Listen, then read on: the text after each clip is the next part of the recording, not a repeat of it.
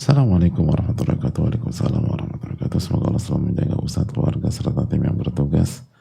Amin ya rabbal alamin. Begitu yang bertanya. Dan semoga Allah merahmati juga para ulama. Amin ya rabbal alamin. Jangan lupa mendoakan secara khusus Imam Nawawi karena kita menggunakan karya dan kitab beliau. Semoga Allah merahmati Imam Nawawi dengan rahmat yang luas. Amin ya rabbal alamin. Ustadz mohon memberikan nasihat untuk saya kalau suami saya diajak kajian selalu telat. Ada saja alasannya, tapi masih mau kajian tapi telat. Jadi suka bikin saya jengkel. Apalagi parkiran sering full. Lagi PMS, jadi bikin sedih pengen nangis. Tapi kadang saya harus bersyukur sekarang beliau mau diajak kajian. Hanya saja jadinya suka telat terus. Kalau saya berangkat duluan, dia keenakan. Nanti makin telat berangkatnya. Malah mungkin cuma bisa jemput saja. Dengan banyak alasannya dia. Kalau berangkat bareng beliau, kajian jadi telat terus. Saya harus gimana ya Ustaz? Mohon berikan nasihat untuk saya agar saya lebih sabar lagi. Terima kasih Ustaz. Jazakallahu khairan. Yang pertama memang ini tidak ideal. Karena sebagaimana dijelaskan para ulama bahwa adab murid itu datang sebelum guru. Sebagaimana dalam hadis Abu Idris, beliau ingin datang lebih cepat, lebih dini, lebih pagi di masjid. Namun ternyata Mu'adz bin Jabal lebih dulu lagi datangnya. Tapi intinya bahwa adab murid itu datang sebelum guru.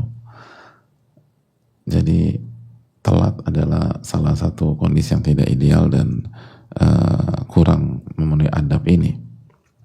Namun Allah Maha tahu bahwa kita telat bukan karena malas, bukan karena lalai, bukan karena nggak serius, bukan karena meremehkan, tapi karena ada alasan atau faktor di luar kemampuan kita, faktor suami, dan semoga itu udzur bagi kita, tidak bagi suami tentu saja, tapi udzur bagi kita. Jadi semoga untuk penanya kondisi seperti ini aman jika dia niatkan sekali lagi untuk memperjuangkan kualitas keluarganya, memperjuangkan iman dan ketakwaan di rumah tangganya, dan mengajak suami untuk menjadi lebih baik lagi, lebih bertakwa lagi, dan mendapatkan ilmu. Lalu yang berikutnya sabar, hadirin. Jadi sikapi hal ini dengan mengkombinasikan antara sabar dan syukur. Sabar dengan kondisi suami seperti itu, dan juga bersyukur suami mau diajak kajian. Karena banyak suami nggak mau diajak kajian. Banyak suami gengsi kalau diajak kajian sama istrinya. Jadi ada sebagian suami nggak mau sama sekali datang kajian. Ada sebagian suami sebenarnya dia mau tapi gengsi aja, nggak mau apalagi diajak istrinya. Dan ini seringkali masalah. Semakin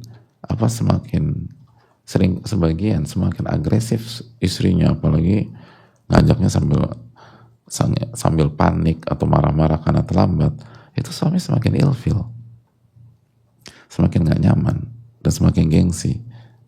Maka jangan masuk dari pintu tersebut. Bersyukurlah suami sudah mau datang kajian. Lalu bersabarlah dengan proses yang ada. Lalu yang berikutnya, ucapkan kalimat positif ke suami dan bersyukurlah gitu. Ungkapkan kalimat terima kasih udah berkenan.